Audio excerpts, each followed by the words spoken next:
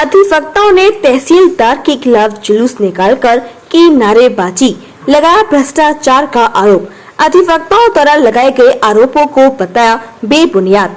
अधिवक्ताओं के पास मेरे खिलाफ भ्रष्टाचार होने का कोई सबूत या प्रमाण हो पेश करें, मैं खुद ही यहाँ से तबादला करवा लूंगा। छाता तहसील मुख्यालय पर तहसीलदार छाता मनोज राज ने की आक्रामकता व भ्रष्टाचार के विरोध में छाता बार एसोसिएशन द्वारा किए जा रहे आंदोलन और धरने के 14वें दिन मंगलवार को सभी अधिवक्ताओं ने न्यायिक मजिस्ट्रेट न्यायालय के सामने एकत्रित होकर तहसीलदार के खिलाफ जमकर नारेबाजी की और एक जुलूस निकाला। यह जुलूस पूरे तहसील परिसर में होता हुआ उप जिलाधिकारी न्यायालय के सामने धरना स्थल पर पहुंचा।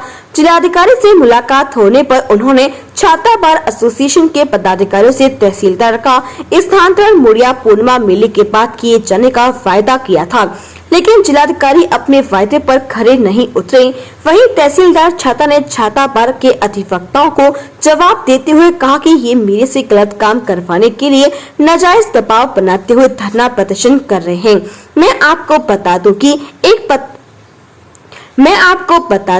एक पत्रावली है जिसमें एक अधिवक्ता स्वयं शामिल है और वो स्वयं जानते हैं कि वह फर्जी पावर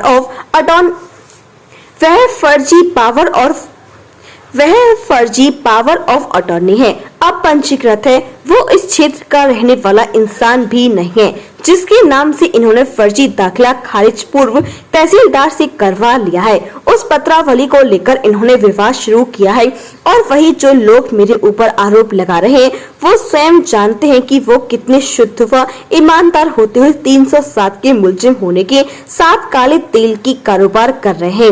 वही ये अधिवक्ता मेरे न्यायिक कार्य में बाधा उत्पन्न कर रहे हैं। मैं न्यायिक कार्य करने व जनता की समस्याएं सुनने अपने ऑफिस में जाता हूँ तो मेरे से गाली गलौज करते हैं और जो भी वाद अधिकारी मेरे पास आना चाहता है तो जबरदस्ती उन्हें धरना स्थल पर बैठा लेते हैं। इन्हीं 8 से 10 अधिवक्ताओं की वजह से बाकी के सीनियर अधिवक्ता कार्य नहीं कर पा रहे हैं, उन्हें भी धरना स्थल पर बैठा लेते हैं। वहीं छाता तहसील में दूसरी बार के अधिवक्ताओं की कार्यकारिणी ने लिखकर एक प्रार्थना पत्र दे दिया है कि हम अधिवक्ता कल्याण एसोसिएशन के सभी अधिवक्ता जनता के हितों को ध्यान में रखते हुए न्यायिक कार्य से विरत नहीं होंगे व न्यायिक प्रक्रिया में अपना सहयोग देते हुए अपना कार्य करते रहेंगे, लेकिन ये लोग भी उनके कार्य में बाधा उत्पन्न कर रहे हैं। इस छाता बार के 8 से 10 अधिवक्ताओं ने अपनी मोनोपोली बना ली है कि कोर्ट करोगे तो हमारे हिसाब से आदेश होंगे, जो कि संभव नहीं है। न्यायिक प्रक्रिया के अंदर सभी लोगों को न्याय मिलना चाहिए, जिसके लिए सरकार हमको इस पद पर आसीन करती है। लेकिन इन 8 से 10 अधिवक्ताओं ने मोनोपोली बना ली है कि लोन की फाइल धारा 98 की SC तो जनरल बिना जिलाधिकारी की अनुमति के वो भी करोगे। मैंने कई साक्ष्य भी दिए हैं कि इन अधिवक्ताओं के द्वारा पूर्व तहसीलदार से कितने गलत कार्य करवाए गए हैं। उसी तरह से गलत काम मेरे द्वारा करने के लिए धरना प्रदर्शन कर रहे हैं। वहीं तहसीलदार छाता ने सभी छाता बार के अधिवक्ताओं को मीडिया द्वारा यह संदेश देते हुए कहा कि अगर तुम्हारे पास मेरे द्वारा किए गए भ्रष्टाचार के कोई भी सबूत या प्रमाण हो तो मेरे अधिकारियों और मेरे सामने प्रेषित करें, वहीं मैं तुरंत ही अपना ट्रांसफर दूसरी जगह करवा लूंगा। और अगर इन अधिवक्ताओं के पास कोई भी प्रमाण व सबूत नहीं हुआ तो अधिवक्ता क्या करेंगे। इसी मामले को लेकर तहसीलदार छाता ने मीडिया को और भी जानकारी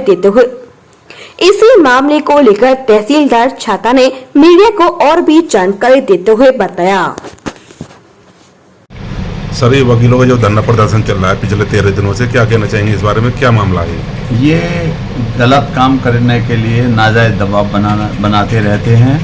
एक पत्रावली है जिसमें अधिवक्ता स्वयं शामिल है और वो जानते हैं कि ये फर्जी पावर ऑफ अटॉर्नी है, अपंजीकृत है, वो यहाँ का रहने वाला भी बंदा नहीं है जिसके नाम से इन्होंने दाखिल खारिज करा लिया है। उस पत्रावली को लेकर इन्होंने विवाद शुरू किया है और जो लोग आरोप लगा रहे हैं वो स्वयं अपने को जानते हैं कि वो कितने बड़े शुद्ध और ईमानदार हैं। वो स्वयं देखें कि जो आरोप लगा रहे हैं वो 307 के मुलजिम भी हैं, काले तेल का व्यापार भी करते हैं इसी तरह मेरे को न्यायिक कार्य में लगातार बाधाएं उत्पन्न पैदा कर रहे हैं। मैं ऑफिस में जाता हूं तो गाली गलौज करते हैं, बैठ के अनियमित रूप से कभी न कोई अनुमति ली गई, तहसील में ज़बरदस्ती इन्होंने बिस्तर डाल दिया है, वहाँ पे बैठ के समोसे खाते हैं, गाने बजाते हैं और हड़ताल का रूप देते हैं कि हम हड़ताल पर हैं। और कोई अगर बातकारी आए तो उसको ज़बरदस्ती बुलाकर उस फर्श पे बैठा लेते हैं, चाहे वो बैठना चाहे या नहीं। कुछ सीनियर अधिवक्ता हैं जो बेचारे नहीं बैठना चाहते, उनको भी बैठाते हैं। ऐसे केवल अमुक 8 या 10 अधिवक्ता हैं, बाकी 290 अधिवक्ता कार्य करना चाहते हैं। दूसरी बार ने लिख के भी दे दिया है कि हम कार्य करेंगे, लेकिन उनको भी कार्य नहीं करने देते। ये 8-10 अधिवक्ताओं ने अपनी मोनोपोली बना ली है कि कोर्ट करोगे तो हमारे हिसाब से आदेश होंगे, जो कि संभव नहीं है। न्यायिक प्रक्रिया के अंतर्गत सभी को न्याय मिलना चाहिए, जिसके लिए हमको पद पर आसीन किया जाता है। लेकिन 8-10 अधिवक्ता ऐसे हैं, इन्होंने अपनी मोनोपोली बना ली है कि लोन की फाइल करोगे, धारा 98 की पहले करा लेते थे बिना अनुमति के, वो SC2 जनरल वो करोगे। मैंने कई साक्ष्य भी दिए हैं कि इनके द्वारा क्या क्या गलत काम कराए गए हैं। ये गलत काम कराने के लिए, दबाव बनाने के लिए हड़ताल की गई और केवल 8 या 10 लोग हैं इसमें शामिल, बाकी 290 अधिवक्ता मेरी तरफ हैं और बेचारे कोर्ट भी करना चाह रहे हैं। सभी अच्छे अधिवक्ता हैं, इन 10 अधिवक्ताओं की वजह से बार का सम्मान गिर रहा है। सर बार बार ये आती है कि आप कोर्ट नहीं करते, और मैं डेली बैठना चाहता हूँ, पूर्व में भी बैठता था, लेकिन ये दबाव बनाकर 8-10 लोग असंसदीय भाषा का भी प्रयोग करते हैं। माइक पर सभी ने सुना है, पब्लिक ने सुना है। एक अधिकारी को गाली देना ये किस उसके कार्यशैली में आता है? एक अधिवक्ता जो इसमें बता रहे थे कि ऐसे ऐसे बाउंसर भी आपने जो बुलाए। मेरे द्वारा कोई बाउंसर नहीं है, बाउंसर भी इन्होंने बुलाए थे और मेरे को बदनाम करने के लिए। कभी मेरी फर्जी ऑडियो बनाते हैं, कभी बाउंसर का आरोप लगाते हैं, कभी महिलाओं का आरोप लगाते हैं, खुद ही बुलाते हैं और खुद ही मुझ पर आरोप लगाते हैं। वो इसलिए कि मेरे द्वारा कोई गलत काम ना किया जाता है ना किया जाएगा। ये नियम विरुद्ध कार्य कराना चाहते हैं, जो मेरे स्तर से कदापि संभव नहीं है। पूर्व अधिकारी को दबाव में लेकर इनके द्वारा कई अनियमित नियम विरुद्ध कार्य कराए हैं, जिनका मैंने कॉपी भी माननीय मीडिया को दिया है, माननीय अधिकारियों को भी भेजा है और सभी के संज्ञान में कि इनके द्वारा क्या क्या गलत काम कराए गए हैं। ये जानबूझकर झूठे आरोप लगा रहे हैं। इन पर आज तक सिद्ध नहीं हुआ कि मेरे द्वारा ये गलत काम किया गया है। और जो ये कह रहे हैं भ्रष्टाचार की, वो अपने में झांक कर देखें। एक ईमानदार आदमी पर आरोप लगाने से पहले कि आप कितने स्वच्छ हैं, आपके क्या कार्यशैली है, 307 आपके ऊपर दर्ज है, आप काले तेल का भी कार्य कर रहे हैं, आप गाली बक रहे हैं बैठ के यहाँ पब्लिक में मेरे को। ये एक विद्वान अधिवक्ता कर्तव्य नहीं है। विद्वान अधिवक्ता इस तरह नहीं गाली बकते किसी व्यक्ति विशेष के नाम लेकर।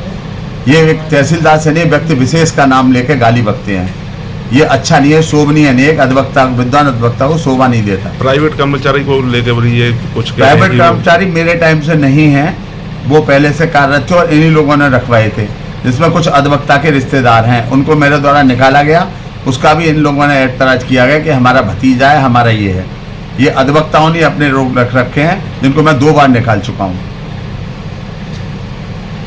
धरना प्रदर्शन किया है, रैली निकाली, किस बात को लेकर निकाली? ये धरना प्रदर्शन ये आज ही नहीं निकला है और ये रैली आज ही नहीं निकली है। ये धरना प्रदर्शन पिछले 13-14 दिन से चल रहा है। तहसीलदार छाता की भ्रष्ट कार्यशैली, तानाशाहीपूर्ण रवैया और एक इस पद पर जो व्यक्ति होना चाहिए उसके बिल्कुल प्रतिकूल व्यवहार वाला व्यक्ति यहाँ पे छाता में आसीन है। उसके विरोध में अधिवक्ताओं में भारी रोष है। इसके संबंध में ये रैली निकाली गई है। तहसीलदार छाता के द्वारा यहाँ अधिवक्ताओं के खिलाफ गुंडे बुलवाए जाते हैं। लॉ एंड ऑर्डर बनाने वाला व्यक्ति है तो लॉ एंड ऑर्डर ध्वस्त करने की व्यवस्था कर दे। ये उन कार्यकलापों के खिलाफ रैली है। इसके संबंध में छाता बार एसोसिएशन द्वारा बड़े शांतिपूर्ण तरीके से उच्चाधिकारियों को भी बताया गया।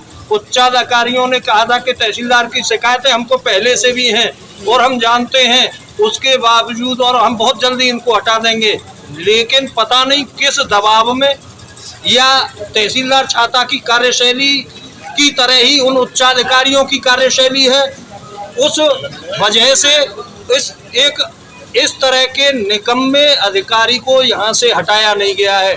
जबकि थोड़ा सा भी विरोध होता है, उसी स्थिति में लॉ एंड ऑर्डर की सबको पता है कि लॉ एंड ऑर्डर उस दिन इतना बड़ा ध्वस्त करने वाली बात तहसीलदार के द्वारा की गई।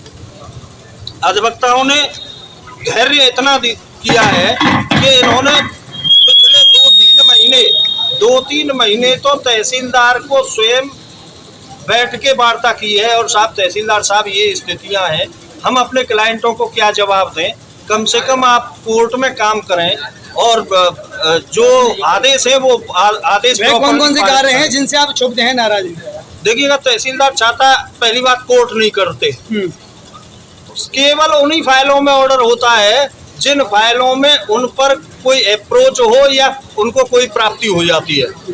कोर्ट में बैठ करके कोई काम नहीं किया जाता। यदि किसी दिन भूल से बैठ भी गए और वकीलों ने अपना पक्ष रखा भी तो ऑर्डर शीट में कहीं मेंशन नहीं किया जाएगा कि पत्रावली कहाँ है।